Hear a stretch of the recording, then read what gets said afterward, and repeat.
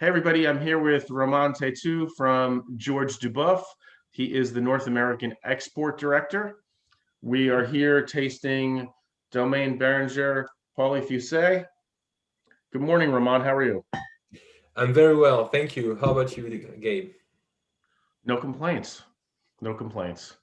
So, tell me, what is it about Pouilly-Fuissé that is just so terrific for Chardonnay? I think Mâconnais is the homeland, the birthplace of Chardonnay. I have no evidence to back up this assertion, but that's one of the best place for me to find great Chardonnay, where you can actually taste the Chardonnay, because in this region we actually don't use too much oak, so we can really taste the flavors of Chardonnay, and also especially in Pouilly-Fuissé we can have a real definition of the terroir. So we're in the southern part of Burgundy, and in Pouilly-Fuissé you have four communes or villages, and here at Domaine Béranger, the wine that we're tasting, we're at the center of the appellation. So how does this appellation uh, differ in the production of Chardonnay and in really in the growth of Chardonnay, say to uh, Chablis, which is a bit to the north? So Chablis, you are, I mean, at the other side of Burgundy. It's a long, I mean, it's, I don't know in miles, but I would say it's maybe from Pouilly-Fuissé to Chablis. It's a good 3 hours drive. So from south Pouilly-Fuissé to the northernmost part of Chablis. But in Pouilly-Fuissé, like in Chablis, you will find some limestone soil. But in Pouilly-Fuissé, you have much more sun, and also the way Pouilly-Fuissé appellation is built. We have these three big rocks, and the most famous is the rock of Solutré, where the Domaine Béranger is. So these are huge limestone rocks, and that's what used to be, the bottom of the ocean millions of years ago. I would say the same limestone soil, but with much more sun. And in Pouilly-Fuissé, you also have addition of clay, which is perfect for the Chardonnay grape. Fantastic. And this is I'm tasting it right now. It is it's got some brightness to it, which as you're talking about the amount of sunlight there, and I can see it's got all that fresh fruit, but also that great minerality on the finish. And there's a bit of sort of a weight on the back end, like almost a honeyed characteristic, not a sweetness, but just kind of a weight that clings to the back of my throat, which is lovely. Yes.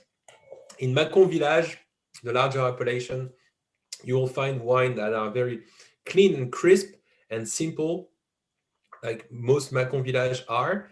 But with Pouilly-Fuissé, you have another dimension, another layer. It's uh, it's more complex, as you say, on in the mouth. It is fuller bodied. You really see that it's a wine that has uh, much more to deliver, and that's because of the soil, the situation. And here, really, in this Pouilly-Fuissé, we also have a little bit of oak aging. About 20% of the production is aged in French oak, but we don't use new oak. We use 1 year or 2 years old barrels, just to give a little touch um, of oak aging. And that's maybe where you get some touch of vanilla, a little bit of toast, grilled almond that participate in these flavors. Yeah, all those characteristics that you mentioned, but quite subtle. None of them are extroverted. It's a very well put together wine, really elegant. And it's worth mentioning, I think this is a tiny production, really, only a couple hundred cases. Yes, it's super small.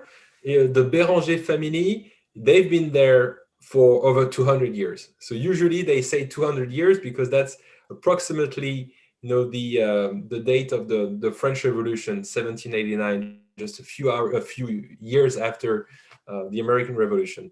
And that's when really we have the first documents that say that the Béranger family owned the vineyard. Before the most of the vineyards belonged to the clergy or the aristocracy. So it's kind of the time in history when we have papers to back up, the such a vineyard belonging to a certain family, and they've been there, ever since. And I understand why they didn't move, because they have perhaps one of the best spots in Pouilly-Fuissé. They are in the village of Solutré, right below the rock of Solutré. So you're looking at the center of the appellation. Pouilly-Fuissé is a large appellation, it's a large cru, but they are right at the center, below the rock, on the southeast facing slopes. So when you go there, you see lots of seashells in the soil. And the owner, Robert Béranger, likes to say that the soil is in love, because when it's clay. So if there is a little rain, you have all the mud of the clay that sticks to the sole of your shoe. So he said, la terre est amoureuse, the soil is in love. And how long has this domain been part of the Duboeuf portfolio? Since the 1970s, we work with the Béranger family, and what we'll do with them, we're going to select what we think are the best lot, the best produce, and we are going to bottle it for them and market the wine all over the world. But it's a tiny production. And does this 200 cases represent the entirety of what they do, or are there other wines under their domain? That's what we sell. 200 cases is that what Okay, we sell, but it's very limited. It's very limited beyond what we sell. I don't think they produce much more. And since we're talking about Mâconnais and Pouilly-Fuissé, we should mention that this is where George was from, right? Yes, George was from another village of Pouilly-Fuissé called Chintré, which is more to the southeast of the appellation, in lower altitude. That's where George and his family is from. Did that him being from there, did that give him a particular passion for Chardonnay? Of course, when you're born and raised in Pouilly-Fuissé, you have Chardonnay, let's say, in your veins. Is this correct to say that? It's fun, because where we are now, we are at the border between Mâconnais and Beaujolais, and we have, if you want reds, we have beautiful reds from Beaujolais or Cru Beaujolais, and whites. It's very easy to see the first vineyards of Pouilly-Fuissé, Saint-Véran, and Southern Mâconnais. Great. Well, again, the domain Béranger Pouilly-Fuissé. And what you see on the label is the actual house of the Béranger family. It's a tiny house in the small village That they've lived in for 200 years. Not the same person, probably different generation. Well, yeah. Well, that'd be a whole other story. Yeah. That wouldn't